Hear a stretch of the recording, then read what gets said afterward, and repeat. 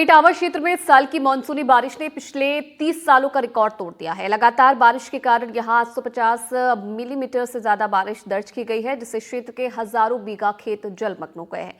Soybean, उड़द सहित कई फसलें पूरी तरह से बर्बाद है। सबसे ज्यादा नुकसान उन किसानों को हुआ है जिन्होंने बारिश से पहले सोयाबीन की बुआई की थी। लगातार भीगती जमीन से पौधे गल गए हैं और खेतों में पानी भर जाने से बचे हुए बीज भी बोने का मौका नहीं मिला।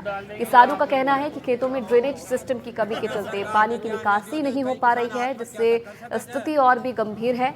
और अब किसान सरकार से जल्द सर्वे करवाकर मुआवजे और राहत की मांग कर रहे हैं। वहीं कुछ किसानों से बात की है हमारे संवाददाता ने।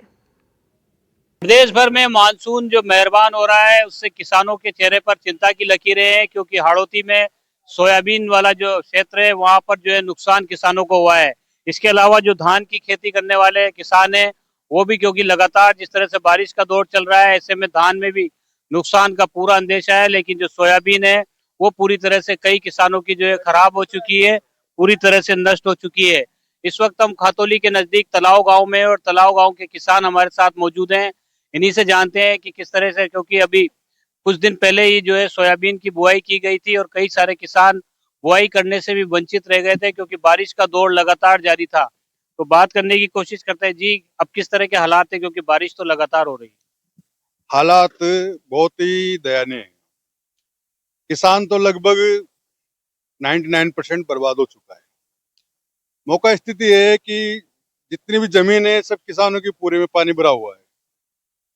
सब लोग बुआई कर चुके थे लगभग, लेकिन बता रहे हैं कुछ 25% किसान रह भी चुके थे। कई बार से मतलब बोआवटा नहीं आने के कारण और भी कोई समस्या थी, किसी को ट्रैक्टर नहीं मिल जाने के कारण अब सोयाबीन उड़द की फसल तो पूरी नष्ट हो चुकी है। राहत देने की कोशिश करें। बीमा कंपनी जो होती है उनका क्या क्राइटेरिया होता है? इस बार भी किसान कह रहे हैं कि बीमा तो होता है लेकिन मुआवजा नहीं मिल पाता। बीमा कंपनी तो कभी मुआवजा देती ही नहीं है। जब अभी जैसे अभी सरकार ने मुआवजा मान लिया उसको, है ना, अब बीमा कंपनी नहीं मान रही। खेत में 4-4 फुट पानी भरा हुआ है, अब उसको बीमा कंपनी नहीं मान रही तो क्या जब मकान गांव डूब जाएंगे जब बीमा कंपनी मांगेगी क्या? बीमा कंपनी तो किसानों के फोकट के पैसे लूट रही है।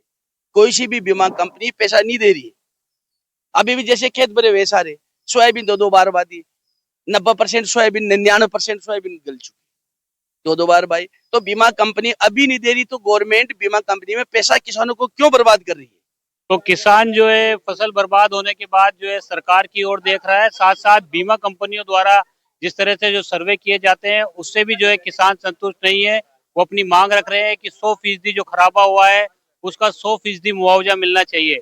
अब देखना होगा, अभी बारिश का दौर जब थमेगा उसके बाद सर्वे भी किए जाएंगे, क्योंकि प्रशासनिक अधिकारी जो है लगातार निर्देश दे रहे हैं कि फसल खराबे का सर्वे हो। लेकिन इस क्षेत्र के लोगों को कितनी राहत उस सर्वे में मिल पाएगी और कितनी मुआवजे की राशि मिल पाएगी, ये भी देखना वाली बात होगी। फिलहाल जो है किसान परेशान है, उनके चेहरे पर चिंता की लकीरें हैं। खेत जो है उनके वो जलमग्न हो गए हैं, और सोयाबीन, उड़द सहित जो दूसरी फसलें हैं वो पूरी तरह से खराब हो गई है। खातौली से सहयोगी हेमंत जोशी के साथ शाकिर अली, एनडीटीवी। वहीं बारां जिले से